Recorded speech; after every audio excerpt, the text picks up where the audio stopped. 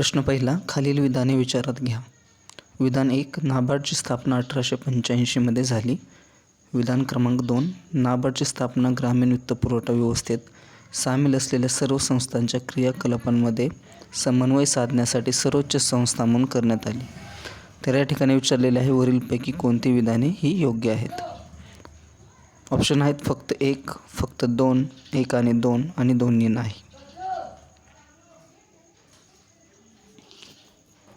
तर या विधानामध्ये नाबार्डची स्थापना 1885मध्ये नाही तर 1882मध्ये करण्यात आली होती. 12 जुलै 1882मध्ये. तर या ठिकाणी प्रश्नाचे उत्तर आहे ऑप्शन नंबर 2, फक्त विधान 2 हे सत्य आहे.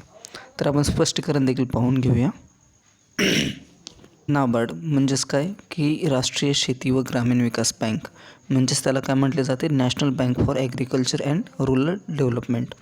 तर नाबार्डची स्थापना ही 12 जुलै 1982मध्ये RBIचे कृषी कर्ज कार्य आणि तत्कालीन कृषी पुनर्वित्त आणि विकास महामंडळाच्या पुनर्वित्तकर यांच्या हस्तांतरण करून अस्तित्वात आली.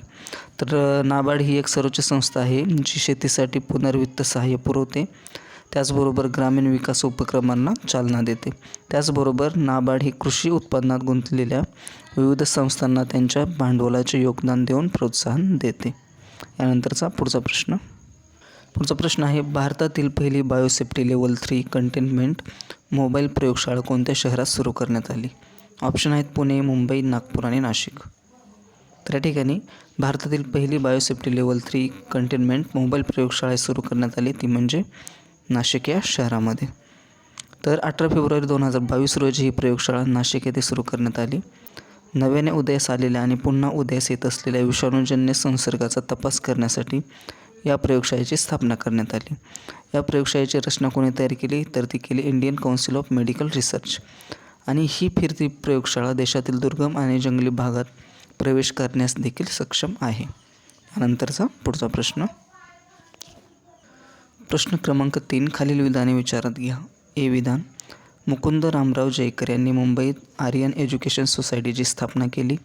आणि बी विधान, त्यांनी हिंदू महासभेच्या वतीने पुना करारावर स्वाक्षरी केली. तर प्रश्न विचारलेला आहे की खालीलपैकी योग्य पर्याय निवडा. तर या ठिकाणी आपल्याला बघायचे आहे की कोणते विधाने बरोबर आहेत ती.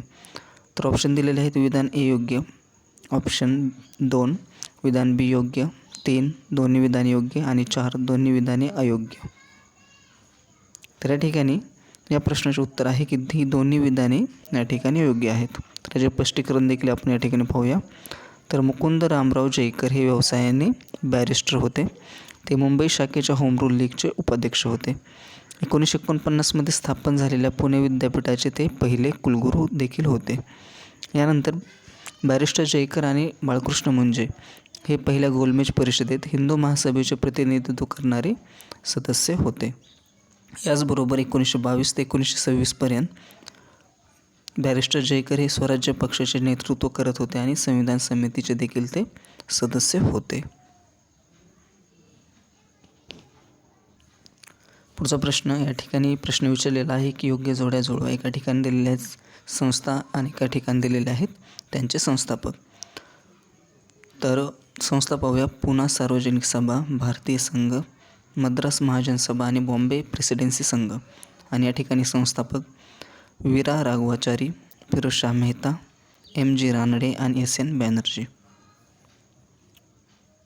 जर आपण ऑप्शनमध्ये जर पाहिले तर या ठिकाणी ऑप्शन क्रमांक 2 हे या प्रश्नाचे उत्तर आहे. म्हणजेच पुना सार्वजनिक सभा जे आहे त्याचे संस्थापक कोण होते? तर ते होते MG रानडे. त्यानंतर भारतीय संघ याचे संस्थापक कोण होते? ते होते SN बॅनर्जी. त्यानंतर मद्रास महाजन सभेचे कोण? तर वीरा राघवाचारी. आणि बॉम्बे प्रेसिडेन्सी संघ फिरोजशाह मेहता. तर या ठिकाणी प्रत्येक संस्थेची आपण या ठिकाणी व्यवस्थितपणे माहिती घेऊया. पुना सार्वजनिक सभा स्थापना 2 एप्रिल 1870मध्ये SM चिपळूणकर, गणेश वासुदेव जोशी आणि MG रानडे यांनी पुण्यात केली. शेतकऱ्यांच्या हक्काचे प्रतिनिधित्व करण्यासाठी या सभेची स्थापना करण्यात आली. दुसरं, भारतीय संघ सुरेंद्रनाथ बॅनर्जी आणि आनंद बोस यांनी भारतीय संघाची स्थापना केली. त्यानंतर मद्रास महासभा स्थापना M वीरा राघवाचारी, S रामास्वामी मुदलियार, पी आनंद चार्लो यांनी 1884मध्ये केली आणि मद्रास महाजन सभेची पहिली परिषद ही 29 डिसेंबर 1884 ते 2 जानेवारी 1885मध्ये भरली होती.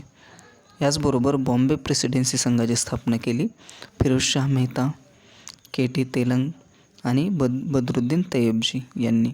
कधी? तर 1885मध्ये. यानंतरचा पुढचा प्रश्न.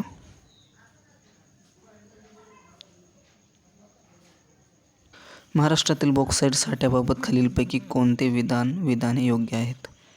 एक विधान, बॉक्साईटचे मुख्य साठे पश्चिम महाराष्ट्रात आढळतात. दुसरे विधान, येथे सापडलेला बॉक्साईट हा धारवाड खडकांचे रूपांतर आहे. तिसरे विधान, चंदगड, शाहूवाडी आणि राधानगरी या कोल्हापुरातील प्रसिद्ध बॉक्साईट खाणी आहेत. तर या ठिकाणी ही तिन्ही विधाने बरोबर आहेत. Option number 4. तर बॉक्साईटचे प्रमुख साठे हे पश्चिम महाराष्ट्रातील दक्षिण कोकण भागामध्ये आढळतात. बॉक्साईट उत्पन्नात महाराष्ट्र 4थ्या क्रमांकावर आहे देशामध्ये. तर ते कसे? तर पहिल्या क्रमांकावर आहे ओडिसा, त्यानंतर गुजरात, त्यानंतर झारखंड आणि 4था क्रमांक महाराष्ट्राचा. तर भारतातील बॉक्साईट उत्पन्नात महाराष्ट्राचा 9.87% वाटा आहे. याचबरोबर महाराष्ट्रातील बॉक्साईटच्या खाणी सांगलीमध्ये शिरोडा, कोल्हापूरमध्ये चंदगड, शाहूवाडी आणि राधानगरी, सिंधुदुर्गमध्ये सावंतवाडी आणि वेंगुर्ला आणि रायगडमध्ये रोहा आणि श्रीवर्धन. पुढचा प्रश्न, योग्य जोड्या जुळवा. एका साईडला नदी आणि त्या नदीचे उगमस्थान देण्यात आलेले आहे. इंद्रावती, घटप्रभा, इंद्रायणी, सिंदफणा आणि या ठिकाणी उगमस्थान पाटोदा, रामपूर, लोणावळा आणि सावंतवाडी. तर या ठिकाणी ऑप्शन नंबर 4 हे या ठिकाणी बरोबर आहे. म्हणजेच इंद्रावती नदीचा उगम कुठे झालेला आहे?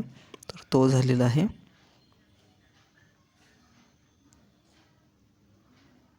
रामपूर या ठिकाणी. या ठिकाणी टायपिंग मिस्टेक झालेली आहे, ती तुम्ही व्यवस्थित करून घ्या. त्यानंतर घटप्रभा. तर घटप्रभाचा उगम झालेला आहे सावंतवाडी या ठिकाणी. त्यानंतर इंद्रायणी नदीचा उगम कुठे झालेला आहे? तर तो झाला आहे लोणावळ्यामध्ये. आणि सिंदफणा नदीचा उगम पाटोदा तालुक्यात म्हणजेच बीड जिल्ह्यामध्ये. तर या ठिकाणी इंद्रावती जी नदी आहे ही नदी गोदावरीला येऊन मिळणारी मध्य भारतातील एक मोठी उपनदी आहे. तिचा उगम झालेला आहे ओडिसा राज्यातील रामपूर जिल्हा आणि त्यातील एक ठिकाण आहे ते म्हणजे कालाहंडी. तर इंद्रावती नदीची एकूण लांबी 535 किलोमीटर. त्याचबरोबर महाराष्ट्रातली तिची लांबी 109 किलोमीटर. आणि इंद्रावती नदीवर एक धबधबा आहे. तर तो धबधब्याचं नाव काय आहे? तर ते आहे चित्रकूट. कोणते? तर चित्रकूट. सिंदफणा. तर सिंदफणा देखील गोदावरीची एक उपनदी आहे. त्याचबरोबर तिचा उगम चिंचोली टेकड्यामध्ये बीड जिल्ह्यातील पाटोदा तालुक्यामध्ये होतो. या नदीच्या काठावर माजलगाव या गावाजवळ माजलगाव प्रकल्प देखील आहे. इंद्रायणी नदी ही भीमा नदीची उपनदी आहे. तिचा उगम होतो लोणावळा तालुक्यामध्ये मावळजवळ कुरवंडे घाटात. आणि या नदीकाठावर देहू, आळंदी ही पवित्र धार्मिक स्थळे देखील वसलेली आहेत. पुढची नदी आहे घटप्रभा. तर ही देखील कृष्णा नदीची उपनदी आहे. तिचा उगम होतो सावंतवाडी तालुक्यात पारलोची गावाजवळ. एकूण लांबी 283 किलोमीटर आणि महाराष्ट्रात तिची लांबी 60 किलोमीटर एवढी आहे. पुढचा प्रश्न, 2011च्या जनगणनेनुसार महाराष्ट्रातील खालीलपैकी कोणत्या जिल्ह्यात लोकसंख्येत नकारात्मक वृद्धी नोंदविण्यात आली? ऑप्शन आहेत मुंबई शहर, मुंबई उपनगर, सिंधुदुर्ग, औरंगाबाद, ठाणे, पुणे, नागपूर, गडचिरोली, रत्नागिरी, नंदुरबार, गोंदिया, भंडारा. तर असे कोणते जिल्हे आहेत की ज्यामध्ये लोकसंख्येत नकारात्मक वृद्धी नोंदवण्यात आली? तर ते आहेत मुंबई शहर, मुंबई उपनगर आणि सिंधुदुर्ग म्हणजेच ऑप्शन नंबर 1. लोकसंख्या वाढ म्हणजे लोकसंख्येचा आकारात होणारा बदल जो सकारात्मक किंवा नकारात्मक असू शकतो. तर महाराष्ट्रात 1921 पासून लोकसंख्या वाढत आहे. तर 2011च्या जनगणनेनुसार महाराष्ट्रातील लोकसंख्या वाढ ही 15.99% होती, जी 2001मध्ये नोंदवलेल्या लोकसंख्या वाढीपेक्षा कमी आहे. लोकसंख्या वाढीमध्ये ग्रामीण 10.36% आणि शहरी 23.64%. तर सर्वाधिक लोकसंख्या वाढ ही कुठे झाली? तर ठाण्यामध्ये. ती किती? तर या ठिकाणी आहे 36.01. त्यानंतर पुणे. तर या ठिकाणी 36.07 नाही तर ते आहे 30.07%. यानंतर औरंगाबाद 27.76%. याचबरोबर नकारात्मक लोकसंख्या वृद्धी ती म्हणजे मुंबई शहरमध्ये -7.51%, रत्नागिरी -4.82% आणि सिंधुदुर्ग -2.21%. यानंतरचा पुढचा प्रश्न आहे योग्य जोड्या जुळवा. या ठिकाणी दिलेले आहेत अखिल भारतीय मराठी साहित्य संमेलन आणि या ठिकाणी दिलेले आहेत अध्यक्ष. तर 94 साहित्य संमेलन, 93, 92 आणि 91. या ठिकाणी अध्यक्ष दिलेले आहेत जयंत नारळीकर, फादर फ्रान्सिस दिब्रिटो, अरुणा ढेरे आणि लक्ष्मीकांत देशमुख. तर या ठिकाणी ऑप्शन दिलेले आहेत ते देखील तुम्ही पहा. तर या ठिकाणी जे ऑप्शन दिलेले आहेत त्यामधला ऑप्शन क्रमांक 3 हे या ठिकाणी या प्रश्नाचे बरोबर उत्तर आहे. म्हणजे 94 जे अधिवेशन झाले, 94 जे साहित्य संमेलन झाले होते त्याचे अध्यक्ष होते जयंत नारळीकर. 93 जे झाले साहित्य संमेलन त्याचे अध्यक्ष फादर फ्रान्सिस दिब्रिटो.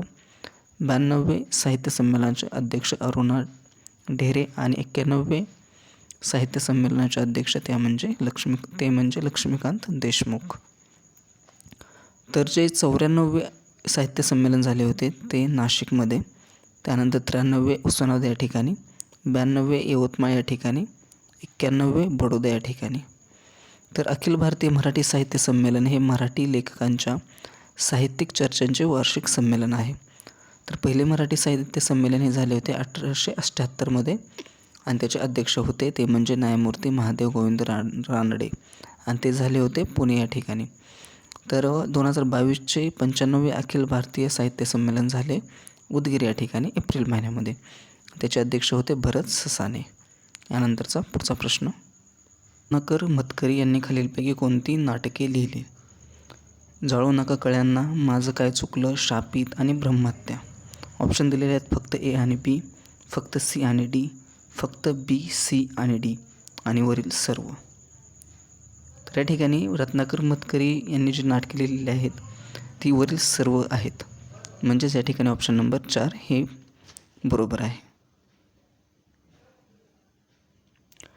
तर 2 जुलै 2020 रोजी महाराष्ट्र सरकारने जाहीर केले की मराठी लेखक नाटककार रत्नाकर मतकरी यांना त्यांच्या रंगभूमी आणि कला क्षेत्रातील योगदानाबद्दल नटवर्य प्रभाकर पणशीकर पुरस्काराने मरणोत्तर सन्मानित करण्यात येईल.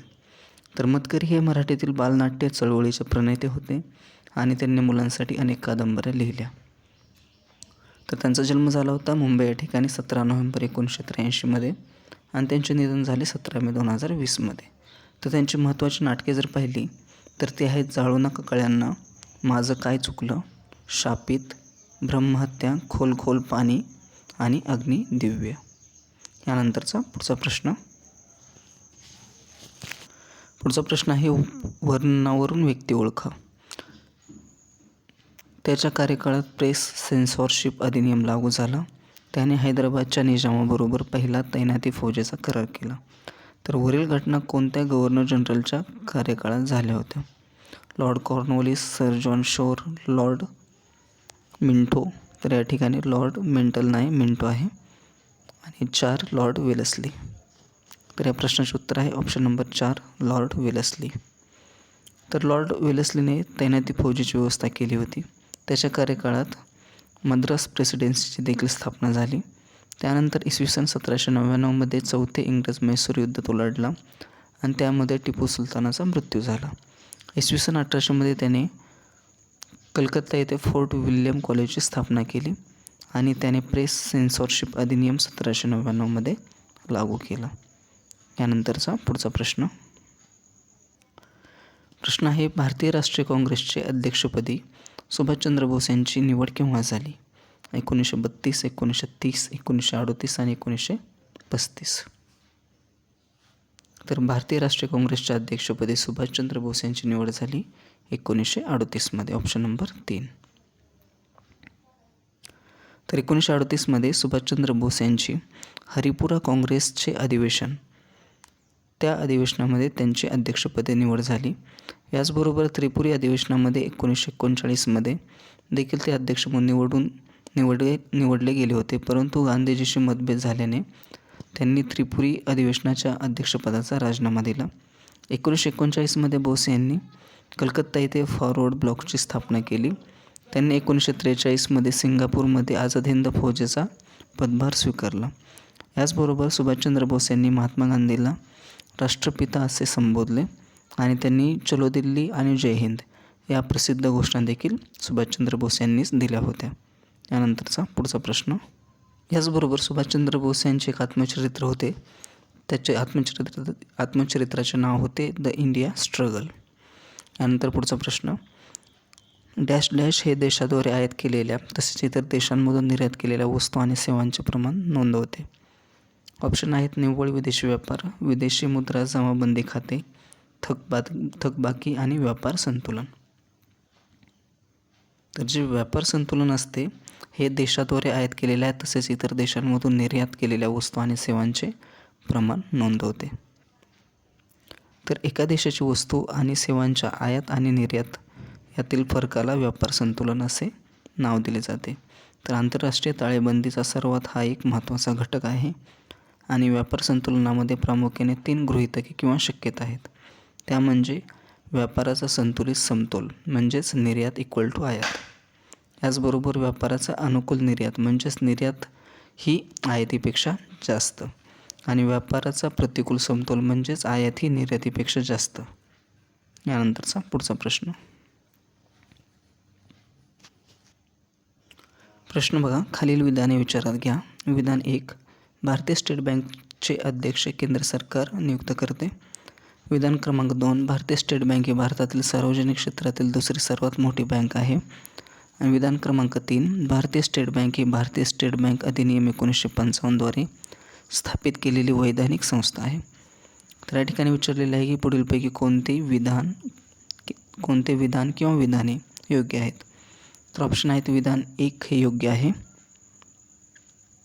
विधान 2 केवळ योग्य आहे, त्यानंतर 2 आणि 3 योग्य आहे आणि 4 केवळ 1 आणि 3. तर या ठिकाणी जे ऑप्शन नंबर 4 आहे केवळ 1 आणि 3 म्हणजेच भारतीय स्टेट बँकचे अध्यक्ष केंद्र सरकार नियुक्त करते. आणि तिसरे विधान भारतीय स्टेट बँक ही भारतीय स्टेट बँक अधिनियम 1955 द्वारे स्थापित केलेली एक वैधानिक संस्था आहे. तर ही विधाने या ठिकाणी बरोबर आहेत. म्हणजेच स्टेट बँक ऑफ इंडिया ही सरकारी मालकीची व्यावसायिक बँक आणि वित्तीय सेवा कंपनी आहे. State bank of India SBI अधिनियम 1955 द्वारे स्थापित एक वैधानिक संस्था आहे. याचबरोबर बँकेचे अध्यक्ष आणि व्यवस्थापकीय संचालक यांची नियुक्ती केंद्र सरकार करते. यानंतरचा पुढचा प्रश्न. याचबरोबर स्टेट बँक ऑफ इंडिया ही सर्वात मोठी भारतीय बँक आहे जिचा 1/4 भारतीय बाजार हिस्सा आहे. यानंतरचा पुढचा प्रश्न. मार्च 2022मध्ये वन स्टॉप सेंटरची क्षमता वाढवण्यासाठी स्त्री मनोरक्षा प्रकल्प कोणी सुरू केला? राजनाथ सिंह, सुब्रमण्यम स्वामी, निर्मला सीतारामन आणि स्मृती इराणी. तर हा प्रकल्प सुरू केला स्मृती इराणी यांनी. त्या कोण आहेत? तर त्या आहेत महिला आणि बालविकास मंत्री. तर महिला आणि बालविकास मंत्री स्मृती इराणी यांनी 2 मार्च 2022 रोजी वन स्टॉप सेंटरची क्षमता वाढवण्यासाठी स्त्री मनोरक्षा प्रकल्पाचा शुभारंभ केला. याचबरोबर महिलांवरील अत्याचाराचे चित्र संपवण्यासाठी हा प्रकल्प तयार करण्यात आला आहे. यानंतरचा पुढचा प्रश्न आहे मालुस डोमेस्टिका हे कोणत्या झाडाचे वैज्ञानिक नाव आहे? ऑप्शन आहेत आंब्याचे झाड, फणसाचे झाड, केळीचे झाड आणि सफरचंदाचे झाड. तर मालुस डोमेस्टिका हे आहे सफरचंदाच्या झाडाचे वैज्ञानिक नाव. याचबरोबर वैज्ञानिक नाव ही सजीव प्रजातींना नाव देण्याची एक औपचारिक प्रणाली आहे ज्यामध्ये नाव हे 2 भागांचे बनलेले असते. तर हे 2 भाग हे लॅटिन शब्द किंवा इतर भाषेतील शब्दांचे देखील असू शकतात. तर या ठिकाणी काही वनस्पती दिलेल्या आहेत आणि त्यांची वैज्ञानिक नावे देखील दिलेली आहेत, तेही तुम्ही लक्षात ठेवू शकता.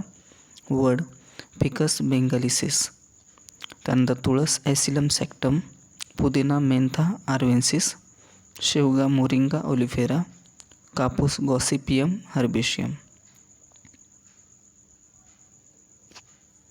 पुढचा प्रश्न. कर्नाल बंट हा रोग खालीलपैकी कोणत्या पिकाशी संबंधित आहे? मका, वाटाणा, गहू आणि तांदूळ.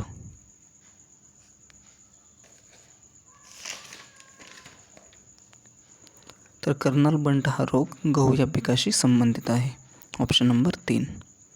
तर कर्नल बंट हा टिलेटिया इंडिका या बुरशीमुळे उद्भवतो, ज्यामुळे मोहोर काळामध्ये धान्य हे संसर्गित होते.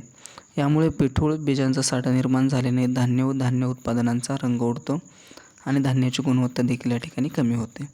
तर कर्नल बंट हे नाव देशातील कर्नार या शहरावरून घेतले आहे, ज्या ठिकाणी या रोगाचे प्रथम निदान झाले होते.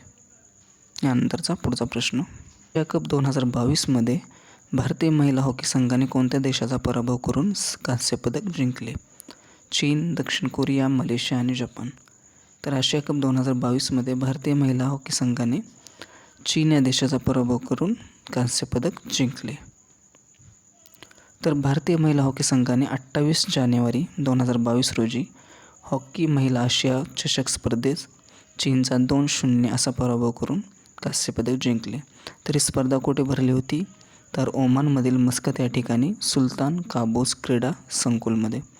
तर भारताने यापूर्वी देखील 2दा विजेतेपद पटकावले आहे. याचबरोबर आशियाई हॉकी फेडरेशन म्हणजेच AHF ची स्थापना 1958मध्ये टोकियो येथे झालेल्या आशियाई खेळादरम्यान झाली, ज्या दरम्यान प्रथम आशियाई खेळांमध्ये हॉकीची सुरुवात झाली.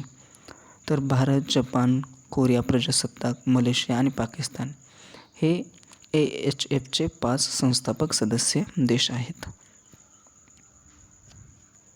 यानंतरचा पुढचा प्रश्न आहे. मार्च 2022मध्ये कोणत्या प्रादेशिक रेल्वे झोनने 100% रेल्वे विद्युतीकरण पूर्ण केले आहे?